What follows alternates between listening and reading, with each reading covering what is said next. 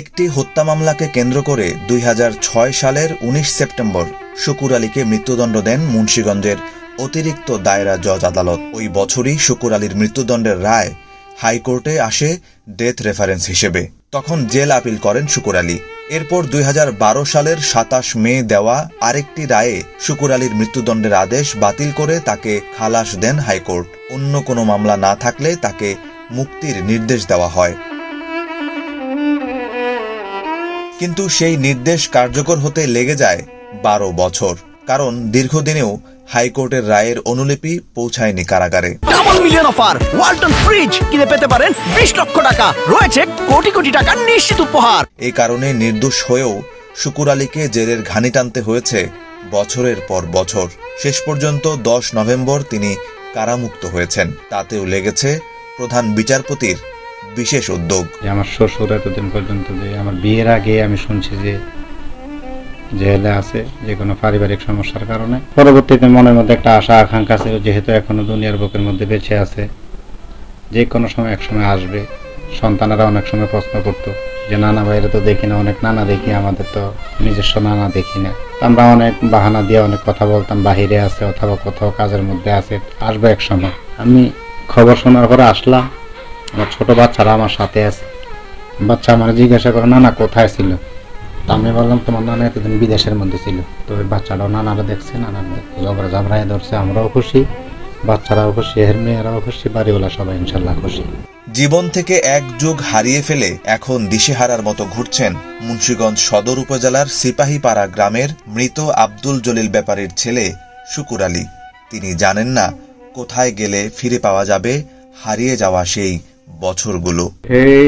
অনেক মনে করেন দেওয়া হয়েছে, বলা হয়েছে কয় তোর কাগজ আমি ছেড়ে দিছি। অনেক আসামি খালাস পেয়ে যায় না, ওরা অনেক বলছে কয় ভাই তোমার কাগজ তো হ্যাঁ ছেড়ে দিছে। হ্যাঁ কয় আমি কাগজপত্র জানি না, আমি কাগজপত্র ছেড়ে দিছি, পাঠাই দিছি। যদি পাঠাইতো তো মনে করেন আমাকে মুন্সিগঞ্জ আসলো, তারপরে আমার জেলখানায় যাইতো।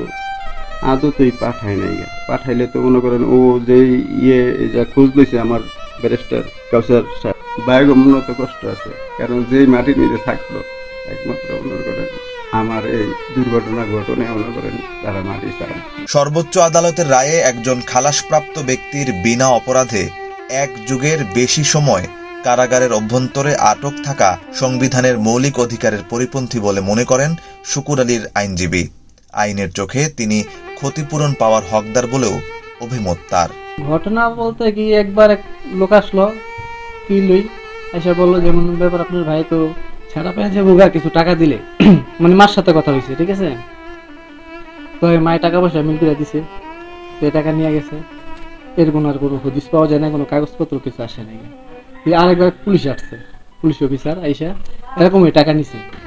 এরপরে দফা আরেকবার আরেক লোক আসছে, এমন 2জন লোক আইসা বলছে যে আজকে আপনাকে গেলে আমার ছেলের 10,000 টাকা নিছে, এমনকি আমার মায়ের সাথে নিয়ে গেছে। আমরা তো দেশে ছিলাম না, আমরা কাজ কামে ছিলাম।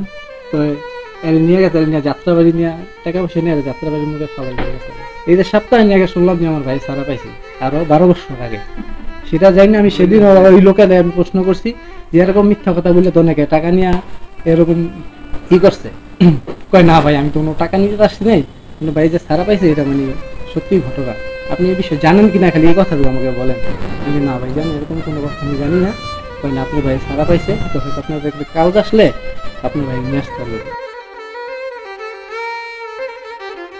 নিউজ ডেস্ক, বাংলাদেশ প্রতিদিন।